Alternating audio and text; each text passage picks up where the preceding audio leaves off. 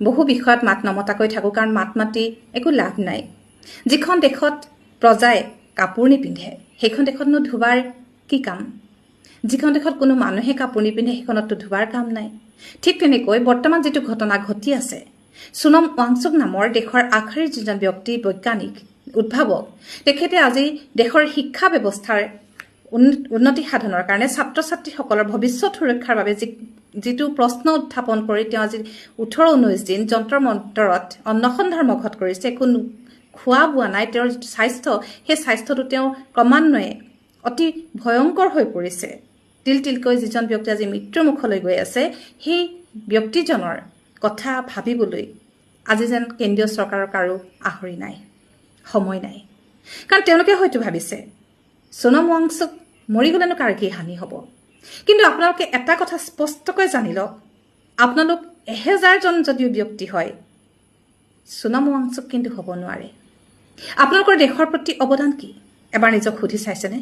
কিন্তু যিজন সোনম ৱাংচুক আজি মৃত্যুৰ মুখত থিয় দি আছে, দেশৰ শিক্ষা ব্যৱস্থাৰ কথা চিন্তা কৰি, ছাত্ৰ ছাত্ৰীসকলৰ সুৰক্ষিত ভৱিষ্যতৰ কথা চিন্তা কৰি, সেই ব্যক্তিজনৰ কিন্তু অৱদান ভাবিব নোৱাৰা।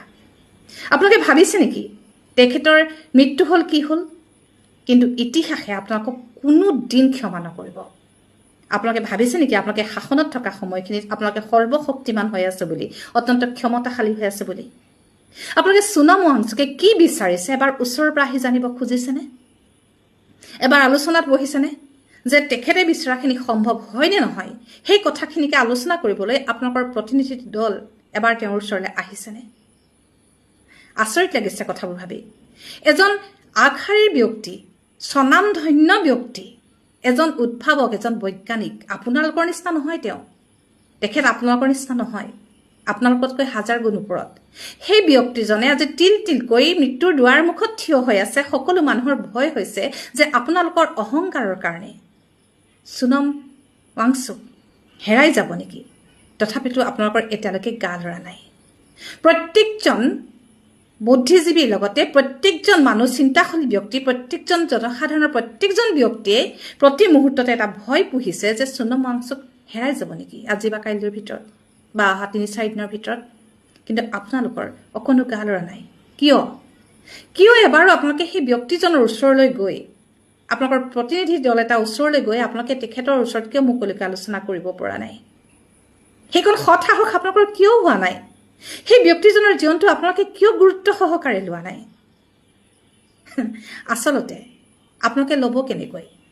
আপোনালোকে শিক্ষা ব্যৱস্থা বা আপোনালোকে ছাত্ৰ ছাত্ৰীসকলৰ ভৱিষ্যত সুৰক্ষাৰ কথা কিবা আপোনালোকে জানে জানো? এইখিনি কথা আচলতে ক'বলৈ মন গৈছে। হয়তো কোৱাত মোৰ ক'ৰবাত ভুল হ'ব পাৰে, কিন্তু আপোনালোকে যদি সঁচাকৈয়ে জানে বা সঁচাকৈয়ে ভাবে, তেখেতৰ লগত এবাৰ আলোচনাত বহাত আপোনালোকৰ আপত্তিটো ক'ত?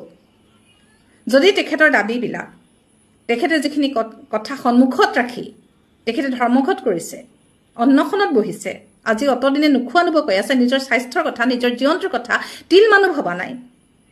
যদি তেখেতৰ সেই কথাবিলাক দেশৰ সুৰক্ষাৰ স্বাৰ্থত নহয়, শিক্ষা ব্যৱস্থাৰ উন্নয়নৰ স্বাৰ্থত নহয়, ছাত্ৰ ছাত্ৰীসকলৰ উন্নয়নৰ স্বাৰ্থত নহয়, আপোনালোকে মুকলিকৈ কথাখিনি আলোচনা কৰাত আপত্তি কি?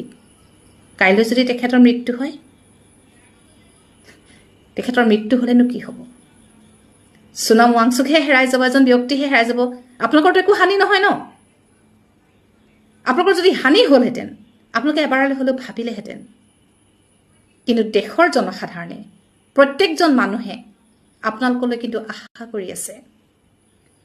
আপোনালোকে নাভাবিব আপোনালোকৰ যি এই ক্ষমতা, যে শাসনৰ যে বাঘ জৰী সদায় আপোনাৰ হাতত থাকিব। ইতিহাস সাক্ষী আছে। এই কথাবোৰ কিন্তু মানুহে কেতিয়াও নাপাহৰে। খলনায়ক পৃথিৱীত বহুত আছিল, কিন্তু কোনো খলনায়কৰ নাম ইতিহাসৰ পাতত সন্মানেৰে উচ্চাৰণ কৰা হোৱা নাই আৰু কেতিয়াও নহয়। আজি যদি দুৰ্ভাগ্যজনকভাৱে সোনম ৱাংচুকৰ কিবা ঘটনা ঘটে, আপোনালোকে নিজক ক্ষমা কৰিব পাৰিবনে? দেশৰ জনসাধাৰণে আপোনালোকক ক্ষমা কৰিব পাৰিবনে? এবাৰ নিজক সোধকচোন। সময়বোৰ কিন্তু পাৰ হৈ গৈ আছে আৰু মোৰ কথাখিনি সোনম ৱাংচুকৰ কাষলৈ হয়তো নাপাবগৈ পাৰে, নাপায়গৈও, কাৰণ আমি একেবাৰে সাধাৰণ মানুহ।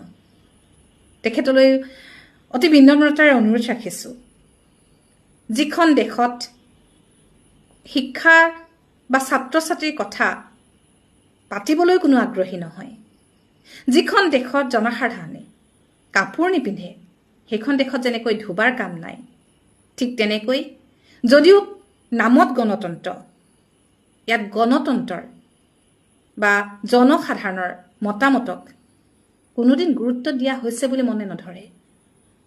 আমিতো সাধাৰণ মানুহ, কিন্তু আপুনি অনুগ্ৰহ কৰি নিজৰ জীৱনটোৰ কথা এবাৰ ভাবক।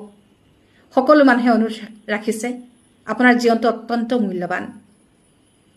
সেই শাসনৰ বাঘজৰীবিলাক ধৰি থকাবিলাকৰ কাৰণে নহয়, আমাৰ কাৰণে, প্ৰজন্মৰ কাৰণে।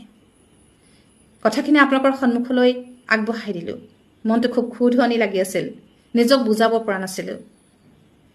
সোণম ৱাংচুক, আপোনাক ইয়াৰ পৰাই সেৱা জনাইছোঁ। কৰিব পৰা আচলতে আমাৰ একো নাই, কিন্তু আপোনাৰ যিখিনি কথা, যিখিনি বক্তব্য, যিখিনি কথা আগত ৰাখি আপুনি ধৰ্মঘট কৰিছে, সেইখিনিক সমৰ্থনো জনাইছোঁ। কিন্তু লগতে এইটো কথাও ক'ব খুজিছোঁ, দেশৰ স্বাৰ্থত, উঠি অহা প্ৰজন্মৰ স্বাৰ্থত, আমাৰ স্বাৰ্থত আপুনি কথাখিনি এবাৰ ভাবি নিজৰ জীৱনটোৰ কথা এবাৰ ভাবক। কাৰণ আপোনাৰ মৃত্যুত কোনোবাই কান্দিব, কোনোবাই মানে মই চৰকাৰৰ বাঘজৰী ধৰি থকা সকলৰ কথা কৈছোঁ দেই, কান্দিব বা দুখ কৰিব বুলি নাভাবিব। আপোনাৰ মৃত্যু তেওঁলোকৰ বাবে এজন সাধাৰণ মানুহৰ মৃত্যুতকৈ হয়তো কোনো গুণে কম নহ'ব। হেৰুৱাম আমি। অনুগ্ৰহ কৰি আপুনি আপোনাৰ অন্নখন ভংগ কৰক। সোণম ৱাংচুকক তেওঁলোকে এসময়ত প্ৰশংসা কৰি আছিলে। এতিয়া ঘপককে ছাত্ৰ ছাত্ৰীৰ ভৱিষ্যতক লৈ যেতিয়া তেওঁ চিন্তিত হ'ল আৰু ছাত্ৰ ছাত্ৰীৰ বেছিক প্ৰশ্নবিলাক যেতিয়া সমাধান কৰিব লাগে বুলি তেওঁ প্ৰতিবাদত অংশগ্ৰহণ কৰিছে, তাৰ পাছত এতিয়া সোণম ৱাংচুক আচলতে বিজেপি চৰকাৰৰ কাৰণে আচলতে ঘূৰ শত্ৰুত পৰিণত হ'ল। সেইটো কেনেকুৱা কথা আচলতে? এতিয়া আপোনালোকে চাওক, এই কথাটো কিয় নক'ব যে আপোনাৰ এই বিজেপি চৰকাৰৰ আমোলত ধাৰাবাহিকভাৱে যে আপোনাৰ কুৱেশ্যন পেপাৰ লিক হোৱা ঘটনা, সেই ঘটনাটো দেখি আপোনাৰ প্ৰতি বছৰে আপোনাৰ এনেকৈ হাজাৰ হাজাৰ ছাত্ৰ ছাত্ৰী মৃত্যুমুখত পৰাৰ পাছত কোন মানুহে আচলতে মনে মনে বহি থাকিব? সোণম ৱাংচুকে আমাৰ ছাত্ৰ সমাজৰ ভৱিষ্যতক লৈ চিন্তিত হৈছে।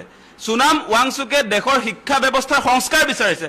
সোণম ৱাংচুকে আপোনাৰ এই নিট পৰীক্ষাত যে ধাৰাবাহিকভাৱে আপোনাৰ কুৱেশ্যন পেপাৰ লিক হৈছে, যাৰ কাৰণে প্ৰতিবাৰে আপোনাৰ ছুইচাইড এটেম্প্ট হৈছে ছাত্ৰ সমাজৰ, সেই কথাটো বন্ধ হ'ব লাগে বুলি কৈছে। আৰু সেই বন্ধ হ'ব লাগে বুলি কোৱাটো আচলতে দেশদ্ৰোহী কথা নেকি? আজি সোণম ৱাংচুক ডাঙৰীয়া কোন ফালৰ পৰা দেশদ্ৰোহী? তেওঁ ভাৰতৰ কাৰণে কিমান অৱদান আগবঢ়াইছে আপোনালোকে নিশ্চয় জানে। ক্লাইমেট চেঞ্জৰ ওপৰত তেওঁ কিমান কাম কৰিছে আপোনালোকে নিশ্চয় জানে। আজি লাডাখত শিক্ষাৰ কাৰণে তেওঁ কিমান কাম কৰিছে আপোনালোকে নিশ্চয় জানে। গতিকে সোণম ৱাংচুক এগৰাকী প্ৰখ্যাত আচলতে বিজ্ঞানী, তেখেত আপোনাৰ সমাজ সংস্কাৰক। গতিকে সেইগৰাকী ব্যক্তিক তেওঁলোকে যদি দেশদ্ৰোহী বুলি সজায়, আচলতে সেইটোতকৈ দুৰ্ভাগ্যজনক ঘটনা ভাৰতবাসীৰ কাৰণে আচলতে একো নাথাকিব।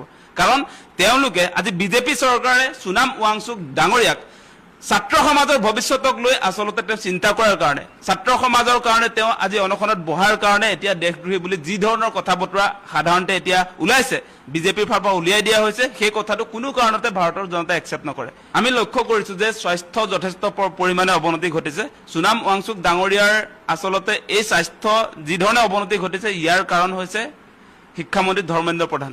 ধৰ্মেন্দ্ৰ প্ৰধানৰ কাৰণে এই মানুহজন আজি নাইকিয়া হৈ যাব। সেই কথাটো আপোনালোকে বিবেচনা কৰি চাওক যে এগৰাকী বিশিষ্ট শিক্ষাবিদ, দাৰ্শনিক, বৈজ্ঞানিক, সেই মানুহজনক এতিয়া মৃত্যুৰ মুখলৈ কোনে লৈ গৈছে? আজি বিজেপি চৰকাৰখনে, আজি কেন্দ্ৰীয় শিক্ষামন্ত্ৰী, যিগৰাকী শিক্ষামন্ত্ৰীৰ দিনত ধাৰাবাহিকভাৱে কুৱেশ্যন পেপাৰ লিক হয়, সেই শিক্ষামন্ত্ৰীগৰাকীৰ কাৰণে আজি সোণম ৱাংচুক ডাঙৰীয়া আৰু কেইদিনমান যদি তেওঁ এনেকৈ থাকে, তেনেহ'লে তেওঁৰ আৰু কিমান দিন জীয়াই থাকিব সেই কথাটো এতিয়ালৈকে আমি ক'ব পৰা নাই। গতিকে মৃত্যুৰ মুখলৈ যদি আচলতে তেওঁ গুচি যায়, তেনেহ'লে ইয়াৰ কাৰণে দায়বদ্ধ হ'ব লাগিব বিজেপি চৰকাৰ। বিজেপি চৰকাৰৰ ভুল নীতিৰ কাৰণে আজি এগৰাকী প্ৰখ্যাত মানুহক আজি ভাৰতবাসীয়ে হেৰুৱাব লাগিব। আৰু সেই কথাটো যে বিজেপি যে বুজি নাপায়, সেই কথাটোৰ পৰা এটা কথা মানে আমি প্ৰমাণেই পাইছোঁ যে বিজেপি চৰকাৰখন আমাৰ ভাৰতৰ ছাত্ৰ ছাত্ৰীৰ প্ৰতি, আজি ৰাজহুৱা খণ্ডৰ শিক্ষা ব্যৱস্থাৰ প্ৰতি দায়বদ্ধ যে নহয়, সেই কথাটো আমি বুজি পাইছোঁ। মানে তেওঁলোকে এই যে আমাৰ যিটো ৰাজহুৱা খণ্ডৰ শিক্ষা ব্যৱস্থাৰ সংস্কাৰ, সেইটো নিবিচাৰে। তেওঁলোকে আমাৰ শিক্ষা খণ্ডটোকতো বেপাৰ কৰিবলৈহে এৰি দিছে এতিয়া আপোনালোকে চাব যে মাৰ্জাৰ ক্লোজাৰ আৰু আপোনাৰ বিভিন্ন চৰকাৰী স্কুল বন্ধৰ পাছত আমি দেখিছো যে এফালৰ পৰা কিছুমান কোচিং চেণ্টাৰ গঢ় লৈ উঠিছে আপোনালোকে দেখিছে শিক্ষাক এতিয়া বাণিজ্যিকৰণ কৰিবলৈ বিচাৰিছে তেওঁলোকে শিক্ষাক বাণিজ্যিকৰণ কৰা মানে আপোনাৰ সেইবিলাক কিছুমান এনেকুৱা ইনষ্টিটিউচনৰ হাতলৈ গুচি যাব শিক্ষাটো এতিয়া মানে আপুনি টকা দি কিনিব লাগিব এতিয়া কুৱেশ্যন পেপাৰবিলাক টকা দিহে কিনিব লাগে এতিয়া সেইবিলাক যে আপোনালোকে এতিয়া নিশ্চয় দেখা পাইছে তদন্তবিলাক যে চলিছে তদন্তবিলাকত দেখিব যে তেনেকুৱা কোচিং চেণ্টাৰৰ লগত আচলতে সম্পৰ্ক ৰাখি এই যে বিজেপিৰ নেতা পালি নেতাই কুৱেশ্যন পেপাৰবিলাক তাৰ ষ্টুডেণ্টবিলাককেতো দি দিয়ে গতিকে এই গোটেই শিক্ষা খণ্ডক ধ্বংস কৰিছে কোনে এতিয়া আমি দেখিছো যে বিজেপি চৰকাৰৰ দিনত সাংঘাতিক ধৰণে আমাৰ আচলতে দেশৰ শিক্ষা ব্যৱস্থা ধ্বংসৰ গৰাহলৈ গৈছে আমাৰ কোনো ছাত্ৰ ছাত্ৰীৰ প্ৰতি এই বিজেপি চৰকাৰখন দায়বদ্ধ নহয় ইয়াত মূল্যবোধৰ কোনো ধৰণৰ আজিৰ দিনটোত কোনো ধৰণৰ মূল্য নাইকিয়া হৈছে এনেকুৱা এটা পৰিৱেশ আহিছে গতিকে আমি ছাত্ৰ সমাজে এই দেশৰ শিক্ষা ব্যৱস্থাটো ভালকৈ ৰাখিবৰ কাৰণে সকলোৱে আচলতে সৰব হোৱাৰ প্ৰয়োজন ছাত্ৰ ছাত্ৰীৰ স্বাৰ্থত যে তেওঁ নিজৰ জীৱন বলিদান দিছে আৰু সেই কথাটো আজি আপোনাৰ বিজেপি চৰকাৰখনে বুজি নাপায় গতিকে এই চৰকাৰখন ছাত্ৰ ছাত্ৰীৰ প্ৰতি দায়বদ্ধ হয় নে নহয় সেই প্ৰশ্নবিলাক আমি উত্থাপন কৰিছো মানে এনেকৈ আচলতে আমাৰ দেশৰ ছাত্ৰ ছাত্ৰীবিলাকৰ জীৱন তেওঁলোকে ধ্বংস কৰিব নেকি আমাৰ ছাত্ৰ ছাত্ৰীবিলাকৰ জীৱনৰ মূল্য নাই নেকি এনেকৈ আপোনাৰ প্ৰতিযোগিতামূলক আপোনাৰ যিবিলাক পৰীক্ষা সেই পৰীক্ষাবিলাকত তেওঁলোকে সদায় কুৱেশ্যন পেপাৰ বিক্ৰী কৰিব আৰু যিবিলাকে গোটেই জীৱন কষ্ট কৰি আপোনাৰ পৰীক্ষাৰ কাৰণে প্ৰিপাৰেশ্যন কৰিব তাৰ পাছত আপোনাৰ পেপাৰ লিক হ'ব আৰু সেই কথাটো আমি কোনো কাৰণতে মানি ল'ব নোৱাৰো আৰু সমগ্ৰ ভাৰতৰ ছাত্ৰ সমাজক আমি আহ্বান জনাম যে এই যিটো আপোনাৰ বিজেপি চৰকাৰৰ দিনত ৰাজহুৱা শিক্ষা ব্যৱস্থা যি ধৰণে আচলতে ধ্বংসৰ গৰাহলৈ গৈছে সেইটো উদ্ধাৰ কৰিবৰ কাৰণে সকলো আমি ছাত্ৰ সমাজ আচলতে এই মুহূৰ্তত ঐক্যবদ্ধ হ'ব লাগে বিজেপি চৰকাৰে এনেকৈ ছাত্ৰ ছাত্ৰীৰ ভৱিষ্যতৰ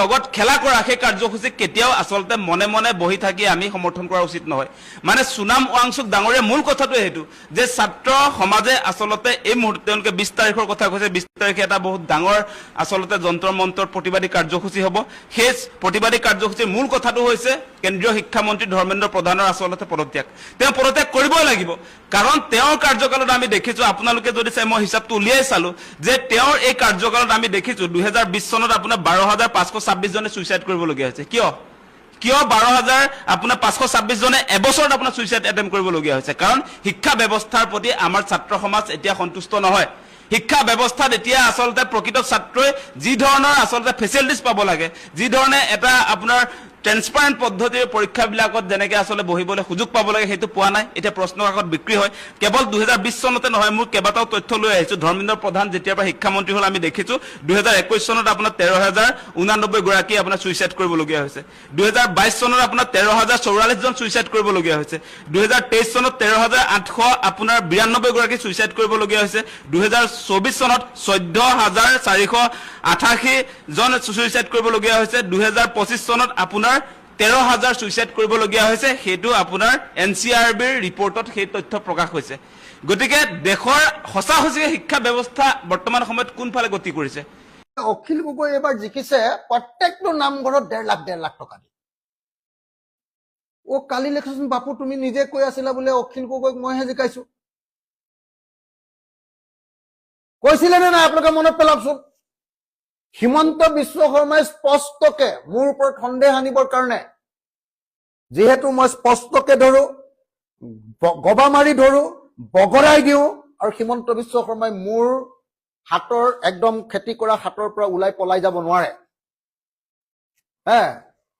বুঢ়াৰ হাতত চেঙেলি পৰা বুলি যে কয় একদম বুঢ়াৰ হাতত চেঙেলি পেলাই ধৰি দিওঁ যে মই পলাব নোৱাৰা কৰি দিওঁ সেইকাৰণে মোক ইমান দিন তেওঁলোকে কৈ আছিলে যে মোক বিজেপিয়ে জিকাইছে হিমন্ত বিশ্ব শৰ্মাই বোলে মোক জিকাবৰ কাৰণে শিৱসাগৰত বোলে হেৰি কৰিবলৈকে যোৱা নাই কেম্পেইন কৰিবলৈকে এইবাৰ আকৌ ক'লে বোলে মই শিৱসাগৰত জিকিছো চব নামঘৰ বিলাকত 1.5 লাখ টকা দি 1.5 লাখ টকা দিছো সেইবিলাক মোৰ পকেটৰ পইচা নহয় সেইবিলাক অসম দৰ্শনৰ টকা অসম চৰকাৰৰ পৰা যোৱা যিবিলাক 1.5 লাখ টকীয়া যিটো 1.5 লাখ টকীয়া যিটো চেক সেই চেকটো তেওঁ মোৰ এগেইনষ্টত খেলা মই এমএলএ তাৰ মোৰ এগেইনষ্টত খেলা এই চালফাটো কি নাম আছিলে জয়ন্ত হাজৰিকা উৰফে কুশল দুৱাৰীক দিব কৈছিলে মই ডিচিক ধমকি লগাই মই এমএলএ থাকোতে ইয়াত কোনে 1.5 লাখ টকাৰ চেক চালফাই বিলাব পাৰিব? ধমকি লগাই মই চব বিলাক হেৰি লৈ আহিলো, চেক লৈ আহিলো, মই নিজে বিলালো, সেইটোতে তেওঁ মাথাটো গৰম। এতিয়া বাহিৰত প্ৰচাৰ কৰি দিছে বোলে অখিল গগৈ বোলে গোটেই হেৰি কৰি দিলে, 1.5 লাখ টকা দি দিলে। অকে, মাথাত মাল লাগিব, এনেই কথা কলে নহব। এনে মুখ্যমন্ত্ৰী বুলি জহাই থাকিলে নহব, এনেই আনক দাদাগিৰি কৰি ভয় খুৱাই থাকিলে নহব। অখিল গগৈক ভয় খুৱাই থাকি লাভ নাই। মই থোৰাই কেয়াৰ নকৰো আপোনালে। মই আপুনি যদি সঁচাকে অসমক টকা থকা ৰাজ্য কৰিব লাগে, ভূটানে যে ইয়াতে পাৱাৰ প্ৰডিউচ কৰিছে, আমাৰ অসমৰ ওপৰেদি পাৰ হৈ যাব, চবতে টেক্স লগাই দিয়ক। অৰুণাচলত যিমান পাৱাৰ প্ৰডাকশ্যন হ'ব অসমৰ ওপৰেদি যাব, নহলে কেনি যাব? হাৱাই দি পঠিয়াব নেকি পাৱাৰ? ওপৰেদি যাব না, হয় তলেদি নহলে ওপৰেদি যাব লাগিব। তেতিয়াহ'লে সেই ওপৰেদি যোৱাটোৰ ওপৰত টেক্স লগাই দিয়ক না, তেতিয়াহ'লে আমি নিজে নিজে ধনী হৈ যাম। সেইবোৰ মাথা মুণ্ড একো নাই, বুদ্ধি চুদ্ধি একো নাই, খালি বিৰোধী পক্ষক কেনেকে বদনামী কৰিব লাগে। কংগ্ৰেছটোতো মৰিয়ে গ'ল, কংগ্ৰেছেতো একোৱে মাত নামাতে। এতিয়া গোটেই অকল আক্ৰমণটো অখিল গগৈ, অখিল গগৈ, অখিল গগৈ। মোক এটা কথা কওকচোন, পৃথিৱীত কোনোবা এনেকুৱা সদন আছে নেকি তাৰ বিৰোধী বিধায়কজনক কোনোবাই চুমা বাবা বুলি গালি পাৰে? তাৰ আটাইতকৈ সক্ৰিয় বিৰোধী বিধায়কজনক কোনোবাই কি কয়? পিংপং বল বুলি কয়। তাৰ আটাইতকৈ বিৰোধী বিধায়কজনক পিন্টু মিন্টু বুলি কয়। এতিয়া দুজন হলো কাৰণে কালি CM পিন্টু মিন্টু মোক কৈ আছে। এনেকুৱা ননচেন্স আনচিভিলাইজড, এনেকুৱা ননচেন্স আনচিভিলাইজ কোনোবা চিফ মিনিষ্টাৰ আজিলৈকে পৃথিৱীৰ ইতিহাসত জন্ম হৈছে নেকি? এনেকুৱা কোনোবা ৰাজনৈতিক দল জন্ম হৈছে নেকি যি ৰাজনৈতিক দলৰ বিধানসভাৰ আটাইতকৈ সক্ৰিয় বিৰোধী বিধায়কজন, যিজনে তেওঁলোকৰ কলিজা কপাই দিব পাৰে, সেই বিধায়কজনক তেওঁলোকে ইনচাল্ট কৰিবৰ কাৰণে 102জন সদস্য আছে কাৰণে, আমি মাত্ৰ 2জন সদস্য আছো কাৰণে কেতিয়াবা চুমা বাবা নাম দিছে, কেতিয়াবা পিংপং বল নাম দিছে, কেতিয়াবা কি পিন্টু মিন্টু নাম দিছে, আৰু কিমানটা যে দিছে মই নাজানো। ইয়াই তেওঁলোকৰ সংস্কৃতি, সনাতন সংস্কৃতি। লাজ পাইছে, মই মুকলিকে দেখুৱাই দিওঁ খোলাখুলিকে কথাবিলাক, সেইকাৰণে তেওঁ বেয়া পাইছে, মোকে গোটেই গালি পাৰিছে। প্ৰথমবাৰৰ কাৰণে মুখ্যমন্ত্ৰীয়ে অসহায় স্বীকাৰোক্তি এটা দিছে যে অসমত যদি আমি অকল জলসিঞ্চন, অখিল গগৈ চিঞৰি আছে জলসিঞ্চন কৰক, জলসিঞ্চন কৰক, 3বাৰ খেতি কৰক, 3বাৰ খেতি কৰক। মুখ্যমন্ত্ৰী অসহায়ভাৱে কৈছে যদি মই গোটেইখিনি জলসিঞ্চনতে পইচা দি দিওঁ তেতিয়াহ'লে মোৰ এডুকেশ্যন কেনেকে চলিব, তেতিয়াহ'লে মোৰ পানী যোগান, খোৱা পানী যোগান কেনেকে চলিব, তেতিয়াহ'লে মোৰ পঞ্চায়ত ডিপাৰ্টমেণ্ট কেনেকে চলিব, তেতিয়াহ'লে মোৰ টুৰিজিম কেনেকে চলিব। তাৰমানে তেওঁৰ হাতত যে পইচা নাই অসহায়ভাৱে স্বীকাৰ কৰিছে। আৰু জীৱনত প্ৰথমবাৰৰ কাৰণে, মোৰ জীৱনৰ আটাইতকৈ ডাঙৰ সাফল্যটো হ'ল যে জীৱনত প্ৰথমবাৰৰ কাৰণে হিমন্ত বিশ্ব শৰ্মা আৰু বিজেপি চৰকাৰৰ সন্মুখত মই জলসিঞ্চন শব্দটো উলিয়াইছো। ইৰিগেশ্যন, পথাৰত পানী দিব লাগে আৰু বছৰত 3বাৰ খেতি কৰিব লাগে। জাতি কেতিয়াও ভেকুলীৰ বিয়া পাতি জীয়াই থাকিব নোৱাৰে। এই কথাটো মই আমাৰ ৰাইজৰ দলে অসমৰ ৰাজনীতিলৈ আনিছো আৰু অসমৰ মুখ্যমন্ত্ৰীৰ মাথা বেয়া কৰি দিছো যে তেওঁ এতিয়া ইৰিগেশ্যনৰ কাৰণে পইচা ধৰিবলৈ বাধ্য হৈছে। এইবাৰ বাজেটখনত আপোনালোকে দেখিলে নে নাই? বিজু তাৰ পাছত বেচেৰাই একদম মুখৰ আগতে ধৰা পৰি গ'ল। বেচেৰাই ক'লে বোলে হিমন্ত বিশ্ব শৰ্মাই বোলে আমাৰ দৰিদ্ৰতা ইমান হ্ৰাস পাইছে যে আমাৰ 14% দৰিদ্ৰতা হ্ৰাস পালে। মই সুধিলো ঠিক আছে, আগতে কংগ্ৰেছৰ দিনত দৰিদ্ৰ ৰাজ্যৰ ভিতৰত অসম কেই নম্বৰত আছিলে? আপোনাৰ দিনত এতিয়া অসম কেই নম্বৰ? তেতিয়াহে উৰগিহি গছৰ উৰটো ওলাল যে কংগ্ৰেছৰ দিনত 1 খোজ আগত আছিলে, অৰ্থাৎ দৰিদ্ৰতাৰ ক্ষেত্ৰত অলপ কম আছিলে, 1 পইণ্ট। 7 নম্বৰত আছিলে, 8 নম্বৰটো আছিলে। হিমন্ত বিশ্ব শৰ্মাৰ দিনত দৰিদ্ৰতাৰ ক্ষেত্ৰত অসম 6 নম্বৰ হৈ গ'ল। এই কথাটো কোৱাৰ কাৰণে ইমান লাজ পাবলৈ কি আছে? দৰিদ্ৰতাটো দূৰ কৰিম বুলি ক'ব পৰাটো সেই মুখ্যমন্ত্ৰীৰ কেপাচিটি। দৰিদ্ৰ ৰাজ্যখনক দৰিদ্ৰ বুলি কোৱাটো যদি লাজ, তেতিয়াহ'লে মুখখন আৰু কলা কাপোৰে বান্ধি থৈ মনে মনে থন থন মদন গোপাল কংগ্ৰেছৰ মানুহকেইটাৰ নিচিনাকে একো নোকোৱাকে বহি থাকিলে হ'ব। আপোনালোকে নিজে ভাবক কথাটো। গতিকে মুখ্যমন্ত্ৰীয়ে নিজে স্বীকাৰ কৰি ললে যে হয় অসম ভাৰতবৰ্ষৰ ভিতৰতে 6 নম্বৰ আটাইতকৈ বেছি দৰিদ্ৰ ৰাজ্য, 6 নম্বৰ আটাইতকৈ দৰিদ্ৰ ৰাজ্য। আৰু তেওঁ কম্পিটিশ্যন বিহাৰৰ লগত কৰি আছে, তেওঁ কম্পিটিশ্যন মহাৰাষ্ট্ৰৰ লগত কৰা নাই। তেওঁ নিজে ক'লে নহয়, ক'লেনে নাই বাৰু? তেওঁ ক'লে যে মই আমেৰিকাৰ লগততো কম্পিটিশ্যন কৰিব নোৱাৰো। তাৰমানে দৰিদ্ৰতা দূৰীকৰণৰ ক্ষেত্ৰত গুজৰাট বা মহাৰাষ্ট্ৰৰ লগত তেওঁ কম্পিটিশ্যন নকৰে, তেওঁ বিহাৰৰ লগত। আৰু কাৰ লগত? বোলে নিজৰ ঘৰত কৰিম। কাৰ লগত? কংগ্ৰেছৰ তৰুণ গগৈৰ লগত কম্পিটিশ্যন। এনেকুৱা মুখ্যমন্ত্ৰীজনক দূৰদৰ্শী মুখ্যমন্ত্ৰী বুলি কোনে ক'ব? কওক আপোনালোকে। তাৰ পাছত এইবাৰ ক'লে আৰু একদম ডাঙৰ থিয়ৰী উলিয়াই দিলে, বোলে পৃথিৱীত দৰিদ্ৰতা হ্ৰাস কৰাৰ আটাইতকৈ ডাঙৰ থিয়ৰীটোৰ নাম DBT, ডাইৰেক্ট বেনিফিট ট্ৰেন্সফাৰ। মানে কি? মানে 1250 টকা দি অসমৰ মহিলাসকলক দৰিদ্ৰতাৰ পৰা মুক্ত কৰিছে অসম চৰকাৰে। তাৰমানে কাইলৈ যদি বেনিফিচিয়াৰী স্কিমটো কৰি দিয়ে, মানে নাইকিয়া কৰি দিয়ে, নাই যদি হৈ যায়, তেতিয়াহ'লে অসম আকৌ দৰিদ্ৰ ৰাজ্যবিলাকৰ ভিতৰত আটাইতকৈ 1 নম্বৰ দৰিদ্ৰ ৰাজ্য হৈ যাব। কথাটো আপোনালোকে বুজিলে নে নাই? আপোনালোকে চাব দেই, মুখ্যমন্ত্ৰীয়ে ক'লে যে মই দৰিদ্ৰতা হ্ৰাস কৰিছো অৰুণোদয় দি, অৰুণোদয়টো দেশৰ গোটেই ৰাজ্যবিলাকৰ কাৰণে এতিয়া মডেল হৈ গ'ল, এনেকে কৈ আছে। যদি তুমি 1250 টকা দি অসমীয়া মানুহক দৰিদ্ৰতাৰ পৰা মুক্ত কৰিলা, তেতিয়াহ'লে সেই দৰিদ্ৰতাৰ মুক্তিৰ স্বৰূপটো অসমীয়া মানুহেতো বুজি পালে। 1250 টকীয়া বৰ দৰিদ্ৰতা মুক্তি। আটাইতকৈ ইণ্টাৰেষ্টিং কথা, মহিলাবিলাকক 1250 টকা, হায়াৰ ছেকেণ্ডেৰীত পঢ়ি থকা ল'ৰাবিলাকৰ কাৰণে 800 টকা, ডিগ্ৰী পঢ়ি থকা ল'ৰাবিলাকৰ কাৰণে 1250 টকা, আৰু MA পঢ়ি থকা ল'ৰাবিলাকৰ কাৰণে 2000 টকাৰ নতুন অৰুণোদয় স্কিম কৰি এইবাৰতো অসমক ভাৰতবৰ্ষৰ ভিতৰত আটাইতকৈ ধনী ৰাজ্যত পৰিণত কৰি পেলাবলৈ হিমন্ত বিশ্ব ৰেডি। আগতে অকল মহিলাক দৰিদ্ৰতাৰ পৰা মুক্ত কৰিছিলে, এইবাৰ আমাৰ স্কুলৰ ল'ৰা ছোৱালীবিলাককো হায়াৰ ছেকেণ্ডেৰীত 800 টকাকে দিব মাহেকত। হেৰৌ বাপু, যদি সঁচাকে কিবা এটা কৰিব খুজিছা, তেতিয়াহ'লে অসমৰ শিক্ষা ব্যৱস্থাটো বিনামূলীয়া কৰি দিয়া। নাম্বাৰ 1, পৃথিৱীৰ সকলো দেশতে, ভাল দেশতে শিক্ষা বিনামূলীয়া। নাম্বাৰ 1। নাম্বাৰ 2, শিক্ষা লোৱাৰ পাছত প্লেচমেণ্ট, চাকৰি যাতে পায় তাৰ ব্যৱস্থা নিশ্চয়তা কৰি দিয়া। এইটোহে চৰকাৰ। ছাত্ৰ ছাত্ৰীক 800 টকা দিয়াটো চৰকাৰ নেকি?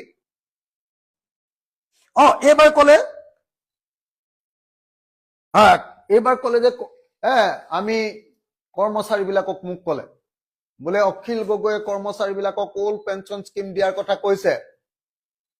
আজিকালি কোনো কৰ্মচাৰীয়ে ওল্ড পেঞ্চন স্কিম OPS নিবিচাৰে, এইবুলি হিমন্ত বিশ্ব শৰ্মাই ক'লে। মই কালি ফেচবুকত এটা পোষ্ট দিলো,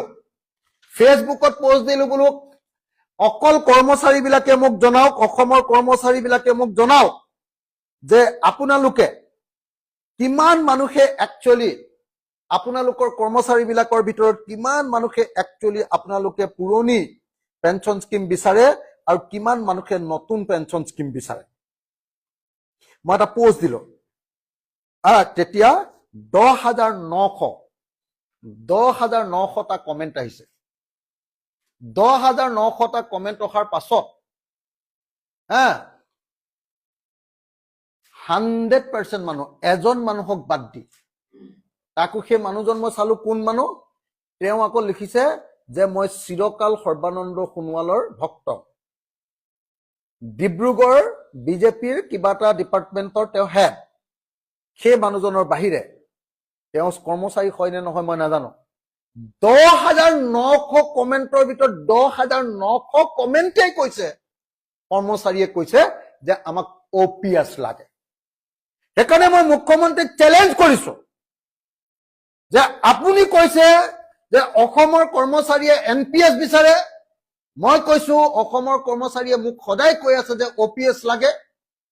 আপুনি এটা গণভোট, প্লেবিচাইট লওক, কৰ্মচাৰীৰ পৰা এটা মতামত লওক, ভোটিং কৰক যে কৰ্মচাৰীৰ কিমানে NPS বিচাৰে আৰু কিমানে OPS বিচাৰে। মই গেৰাণ্টি দিছো আপুনি 99%ত হাৰিব, 99%ত আপুনি হাৰিব। কৰ্মচাৰীৰ পৰা ভোট লওক। তাৰপিছত এইবাৰ ক'লে যে অসমৰ কৰ্মচাৰীবিলাকক আমি গোটেই ৱেষ্ট এছিয়াত হুলস্থুল হৈ আছে, ইমান অৱস্থা বেয়া, যুদ্ধ হৈছে, তাৰ মাজতো আমি দিয়ে দিছো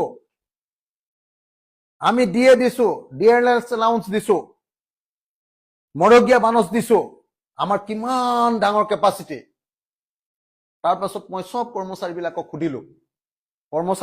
সুধিলো, বিত্ত বিভাগৰ মানুহক সুধিলো, সবে ক'লে যে ইতিহাসত প্ৰথমবাৰৰ কাৰণে জানুৱাৰী মাহৰ পৰা ডিয়াৰনেছ এলাউন্স সদায় দিয়ে, ইতিহাসত প্ৰথমবাৰৰ কাৰণে এইবাৰ জুন মাহৰ পৰা দিছে, জানুৱাৰী, ফেব্ৰুৱাৰী, মাৰ্চ, এপ্ৰিল, মে, এই 5 মাহ খাই দিছে হিমন্ত বিশ্ব শৰ্মাই। প্ৰথমবাৰৰ কাৰণে ইতিহাসত কৰ্মচাৰীৰ 5 মাহৰ দিয়ে বা মৰগীয়া বানচ খাই দিছে, ইতিহাসত প্ৰথমবাৰৰ কাৰণে। কেনেকুৱা মিছা কথা কয়হে এই মানুহজনে। তো সব মানুহক মই সুধিলো। তাৰ পাছত NPS APS গ'ল, এইটো গ'ল। आज 19 डेज हो गया है कि सोनम जी, वांगचुक सोनम जी ने अनशन कर रहा है। 19 डेज हो गया है। आज 19 डेज सिर्फ और सिर्फ भारतीय लोगों के लिए, भारतीय स्टूडेंट्स के लिए सोनम वांगचुक जी ने अनशन कर रहा है। अभी सुन रहा हूं कि सोनम जी का हालत बहुत बिगड़ गया है, उसका तबीयत बहुत बिगड़ गया है। हो सकता है सोनम जी का कुछ बुरा खबर भी आ सकता है। इसीलिए मैं डिमांड करता हूं गवर्नमेंट ऑफ इंडिया को, खास करके प्राइम मिनिस्टर मोदी जी को, मोदी जी जल्दी से जल्दी सोनम जी और कॉकरोच जनता पार्टी का साथ डिस्कशन कर लीजिए और डिस्कशन करके धर्मेंद्र जी को, इंडिया का जो शिक्षा मंत्री है धर्मेंद्र जी को जल्दी से जल्दी हटा दीजिए, बर्खास्त कीजिए। सोनम जी जो कर रहा है ये लोगों के लिए कर रहा है। सोनम जी जो आवाज उठा रहा है हम लोग के लिए, स्टूडेंट्स के लिए, यूथ के लिए उठा रहा है।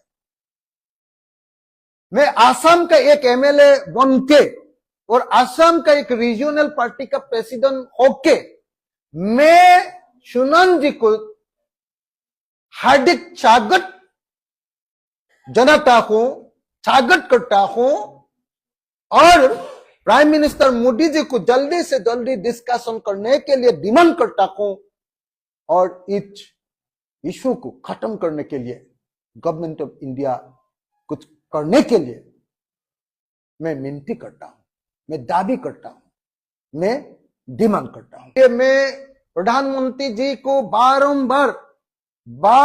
रिक्वेस्ट कर रहा हूं, डिमांड कर रहा हूं कि जल्दी से जल्दी सोनम जी और सीजेपी का साथ बातचीत करके इस समस्या का समाधान कर लीजिएगा। Thank you. सोनम वांगचुक আমি সকলোৱে চিনি পাওঁ তেখেতক। ভাৰতবৰ্ষৰ লাখ লাখ ছাত্ৰ ছাত্ৰীৰ হকে তেওঁ অনশন কাৰ্যসূচী কৰি আছে আৰু অনশন কাৰ্যসূচী কৰি আজি তেখেত মৃত্যুৰ দুৱাৰদলিত। আমি তেখেতৰ পক্ষত থিয় দিব লাগিব। কাইলৈ নেহৰু পাৰ্কৰ সমীপত দিনৰ ঠিক 11 বজাত আমি ভাৰতৰ গণতান্ত্ৰিক যুৱ ফেডাৰেশ্যন DYFI আৰু ভাৰতৰ ছাত্ৰ ফেডাৰেশ্যন SFI যৌথভাৱে এক সংহতিমূলক কাৰ্যসূচী solidarity program with Sonam Wangchuk সেই কাৰ্যসূচী আমি গ্ৰহণ কৰিছোঁ। আমি থিয় দিম তেওঁৰ কাষত আৰু এই বিষয় অতি গুৰুত্বপূৰ্ণ, কাৰণ তেওঁ বিচাৰিছে কি? তেওঁ অদ্ভুত কিবা এটা বিচৰা নাই। তেওঁ বিচাৰিছে একাউণ্টেবিলিটি, যাতে চৰকাৰখন জবাবদিহি হওক। এই লাখ লাখ ছাত্ৰ ছাত্ৰী, যিসকল ছাত্ৰ ছাত্ৰীয়ে NEET, CBSE, CUET পৰীক্ষাত যি বিসংগতি হ'ল তাৰ দ্বাৰা আক্ৰান্ত হৈছে, সেই ছাত্ৰ ছাত্ৰীসকলৰ প্ৰতি চৰকাৰ জবাবদিহি হ'ব লাগিব। চৰকাৰখনে কিন্তু কথা পাতিব বিচৰা নাই। তেওঁ আজি মৃত্যুৰ দুৱাৰদলি পাইছেগৈ অনশন কাৰ্যসূচী কৰি, কিন্তু চৰকাৰখনে কথা পাতিব বিচৰা নাই। তেওঁ বিচাৰিছে কি, যে চৰকাৰখনৰ যিজন শিক্ষামন্ত্ৰী, যিগৰাকী শিক্ষামন্ত্ৰীয়ে সম্পূৰ্ণ উদাসীন, সেই শিক্ষামন্ত্ৰীগৰাকীক শিক্ষামন্ত্ৰীৰ গৰিমামণ্ডিত পদটোত অধিষ্ঠিত ৰাখি কিবা লাভ হৈছে জানো? তেওঁ ৰেজিগনেশ্যন বিচাৰিছে, লাখ লাখ ছাত্ৰ ছাত্ৰীৰ প্ৰতি জবাবদিহি হোৱাটো বিচাৰিছে। সেয়া অপৰাধ নেকি কিবা? সেয়া কেতিয়াও অপৰাধ হ'ব নোৱাৰে। আমি আজি সিদ্ধান্ত গ্ৰহণ কৰিছোঁ যে SFI DYFI আমি সংহতিমূলক এই কাৰ্যসূচী অহা কাইলৈ 17 তাৰিখে নেহেৰু পাৰ্কৰ সমীপত থিয় হৈ আমি ক'ম let's stand with Sonam Wangchuk. আহক সোনাম ৱাংচুকৰ সৈতে সংহতি প্ৰকাশ কৰোঁ। মই এই ভিডিঅ'টোৰ জৰিয়তে দুটামান কথা আচলতে মই তুলনা কৰি দেখুৱাব বিচাৰিছোঁ। প্ৰথম কথাটো হৈছে, আপোনালোকৰ নিশ্চয় সকলোৰে মনত আছিল যে যেতিয়া UPA গভৰ্ণমেণ্ট চলি আছিল, শেষৰ ফাললৈ আন্না হাজাৰেৰ নেতৃত্বত কেনেধৰণেৰে আন্দোলন গঢ়ি তোলা হৈছিল, আৰু সেই আন্দোলনক পিছফালৰ পৰা কোনে সমৰ্থন দিছিল, কি দিছিল, এয়া আপোনালোক আমি সকলোৱে জানো। কিন্তু এটা কথা লক্ষ্য কৰিবলগীয়া যে সেই সময়ত আন্না হাজাৰেৰ আন্দোলনৰ যেতিয়া ৪ৰ্থ দিন হৈছিল, সেই ৪ৰ্থ দিনটোতে কিন্তু ডক্টৰ মনমোহন সিং ডাঙৰীয়াই তেখেতৰ চৰকাৰৰ ফালৰ পৰা প্ৰতিনিধি প্ৰেৰণ কৰিছিলে আন্না হাজাৰেৰ লগত বাৰ্তালাপ কৰিবৰ বাবে, কাৰণ চৰকাৰখন দায়বদ্ধ আছিল। কিন্তু আজিৰ তাৰিখত আপুনি চাওক, সোনাম ৱাংচুকে আমৰণ অন্বেষণত আমৰণ অন্বেষণ কৰা আজি 19 দিন হ'ল, কিন্তু চৰকাৰখনৰ কোনো গুৰুত্ব নাই। আজিলৈকে চৰকাৰখনৰ ফালৰ পৰা কোনো ধৰণৰ প্ৰতিনিধিয়ে বাৰ্তালাপ কৰা আমি দেখা নাই পোৱা। এই কিন্তু অতি চিন্তাজনক কথা, কাৰণ দায়বদ্ধতা এখন চৰকাৰত থাকিব লাগিব জনসাধাৰণৰ প্ৰতি। কাৰণ সোনাম ৱাংচুকে নিজৰ বাবে আমৰণ অন্বেষণ কৰা নাই। সোনাম ৱাংচুকে আমৰণ অন্বেষণ কৰিছে উঠি অহা ভাৰতবৰ্ষৰ আমাৰ যি ছাত্ৰ ছাত্ৰী, সেই ছাত্ৰ ছাত্ৰীসকলৰ বাবে। এতিয়া আপুনি আৰু এটা কথা চাব লাগিব যে UPA গভৰ্ণমেণ্টৰ সময়ত প্ৰত্যেকটো বিভাগৰ প্ৰত্যেকজন মন্ত্ৰীৰ নিজৰ নিজৰ দায়বদ্ধতা আছিলে, আৰু তেওঁলোকে কিন্তু নিজৰ বিভাগটোক সুন্দৰভাৱে চলাবলৈ যিমানখিনি তেওঁলোকক কৰ্তৃত্ব দিয়া হৈছিল, বৰ্তমান এই নৰেন্দ্ৰ মোদীৰ চৰকাৰখনৰ সময়ত এই বিভাগীয় মন্ত্ৰীসকলক বাৰু সিমান কৰ্তৃত্ব প্ৰদান কৰা হৈছেনে? আপোনালোকে কথাটো বিবেচনা কৰি চাব। মই এইবাবেই কৈছোঁ যে আমি কেৱল ধৰ্মেন্দ্ৰ প্ৰধানৰ পদত্যাগ বিচাৰিলেই গোটেই এই ব্যৱস্থাটোৰ পৰিৱৰ্তন কেতিয়াও নহয়। মই এই কথাটো ক'ব বিচাৰিছোঁ যে CJPয়ে মাত্ৰ কৈ আছে যে ধৰ্মেন্দ্ৰ প্ৰধানৰ পদত্যাগ তেওঁলোকৰ প্ৰধান লক্ষ্য। মই নাভাবোঁ যে ধৰ্মেন্দ্ৰ প্ৰধানেহে কেৱল ইচ্ছা কৰি গোটেই এই 89 বাৰ তেওঁলোকে পেপাৰ লিক কৰিছে। মই নাভাবোঁ। এইটো গোটেইটো চৰকাৰখনৰ এটা গোটেই তেওঁলোকে জানি বুজি তৈয়াৰ কৰা এক পদ্ধতি হয়, যি পদ্ধতিৰ দ্বাৰা তেওঁলোকে গোটেই ভাৰতবৰ্ষৰ শিক্ষা ব্যৱস্থাটোক ধ্বংস কৰিব বিচাৰিছে। সেইটোত কেৱল ধৰ্মেন্দ্ৰ প্ৰধান দায়বদ্ধ কেতিয়াও হ'ব নোৱাৰে, মই সেনেদৰে ভাবোঁ। কাৰণ বৰ্তমানৰ শিক্ষা পদ্ধতিক ধ্বংস কৰিবলৈ সম্পূৰ্ণৰূপে RSS BJPৰ প্লানিং আছে, আৰু সেই প্লানিঙৰ জৰিয়তে আচলতে এইবিলাক কৰ্মকাণ্ড হৈ আছে বুলি মই ভাবোঁ। গতিকে কেৱল ধৰ্মেন্দ্ৰ প্ৰধান কেতিয়াও দায়ী হ'ব নোৱাৰে। আমি ভাবিছিলোঁ যে এটা সময়ত নীতিন গাডকাৰী এজন সঁচাকৈ সচেতন, সজাগ আৰু ভাল তেখেতে মন্ত্ৰী হয়, কিন্তু শেহতীয়াকৈ E20ৰ ক্ষেত্ৰত তেখেতে যেনেকুৱা ধৰণৰ ষ্টেটমেণ্টবোৰ দিলে, তাৰ পৰা গম পালোঁ যে তেখেতো ধৰ্মেন্দ্ৰ প্ৰধানৰ দৰে এজন ব্যক্তি। আমি দেখিলোঁ যিমান ৰেলৱে দুৰ্ঘটনা হ'ল, অশ্বিনী বৈষ্ণৱে কোনো ধৰণৰ জনসাধাৰণৰ বাবে হোৱাকৈ কোনো ধৰণৰ ষ্টেটমেণ্ট নিদিলে, তেওঁ কোনো ধৰণৰ পদত্যাগ নকৰিলে। তাৰমানে এই চৰকাৰখনে দায়বদ্ধতা বুজি নাপায়, এওঁলোক জবাবদেহি নহয় জনসাধাৰণৰ ওচৰত, এওঁলোক সৰ্বা, এওঁলোক হিটলাৰ টাইপ আচৰণ কৰিছে। নৰেন্দ্ৰ মোদীয়ে যি কয় বাকী মন্ত্ৰীসকলেও তাকেই তেওঁলোকে তেনেধৰণেৰে কৰিবলৈ বাধ্য। গতিকে বাকী মন্ত্ৰীসকলৰ মই ভাবোঁ কোনো ধৰণৰ জবাবদেহি তেওঁলোক নহয়। নৰেন্দ্ৰ মোদীয়ে যি কয় আৰু সেইটোৱে সকলোৱে মানি যায়। দ্বিতীয়তে, অমিত শ্বাহে গৃহমন্ত্ৰী হিচাপে আপোনালোকে কেনেকুৱা ধৰণৰ কাম কৰা দেখিছে? তেওঁ খালি প্ৰত্যেকখন ৰাজ্যত কোনখন চৰকাৰ ভাঙিব লাগে, কোনখন চৰকাৰ গঢ়িব লাগে, নিৰ্বাচনী আয়োগক কেনেকৈ তেওঁলোকে হাতৰ মুঠিত ৰাখি পেলাই নি ইখনৰ পিছত সিখন ৰাজ্য জয়ী কৰিব লাগে, সেয়া দেখিছে। আজি 21খন ৰাজ্যত BJPৰ চৰকাৰ চলি আছে, কিন্তু তৎসত্ত্বেও আজি ভাৰতবৰ্ষৰ অৰ্থনৈতিক অৱস্থা কি? আজি যদি ভূটানত আমি বিশুদ্ধ তেল 95 টকাকৈ কিনিবলৈ পোৱা হৈছে, তেতিয়াহ'লে কিন্তু ভাৰতত 167 টকা কৰি বিশুদ্ধ পেট্ৰল ভাৰতীয় লোকে কিনিব লগা এটা অৱস্থাৰ সৃষ্টি হৈছে। আজি ভাৰতৰ শিক্ষা ব্যৱস্থা আপুনি চাওক, কৈ থাকিলে শেষ নহয়। শিক্ষা ব্যৱস্থাক এনেকুৱা এক ধ্বংসৰ গৰাহলৈ লৈ গ'ল। গতিকে মই নাভাবোঁ কেৱল ধৰ্মেন্দ্ৰ প্ৰধানে পদত্যাগ কৰিলে যে গোটেই ব্যৱস্থাটোৰ পৰিৱৰ্তন হ'ব, নহয়। গতিকে সমগ্ৰ ভাৰতবৰ্ষৰ লোকসকলে পুনৰবাৰ গোটেই কথা বতৰাবিলাক চিন্তা কৰক আৰু দেশখনক কেনেকৈ আমাক কলৈ লৈ যোৱা হৈছে আমি দেখিছোঁ।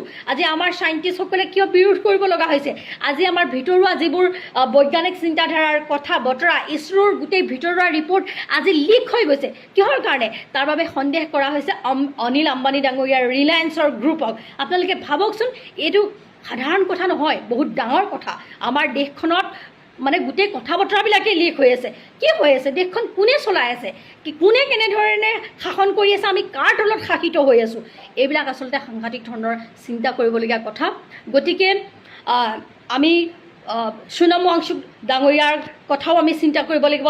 তাৰ সমান্তৰালভাৱে আমাৰ LOP ৰাহুল গান্ধী ডাঙৰীয়াই যুৱকসকলৰ বাবে, উঠি অহা ছাত্ৰ ছাত্ৰীসকলৰ বাবে তেওঁ অনৰ্গল তেখেতে আৱাজ উঠাই আছে। কোটাত উঠালে, কাইলৈ দেহৰাদুনত উঠাব। আৰু ৰাহুল গান্ধী ডাঙৰীয়া তথা কংগ্ৰেছ দলক ইমানেই ভয় কৰে যে কংগ্ৰেছ দলে 1,72,000 টকা দি যিখন ষ্টেডিয়াম মানে লৈছিল সেইখন বিজেপি চৰকাৰে কি কৰিলে? নিদিলে। এতিয়া কোনোবা এখন স্কুলৰ ফিল্ডতে পাতিব লগা হৈছে।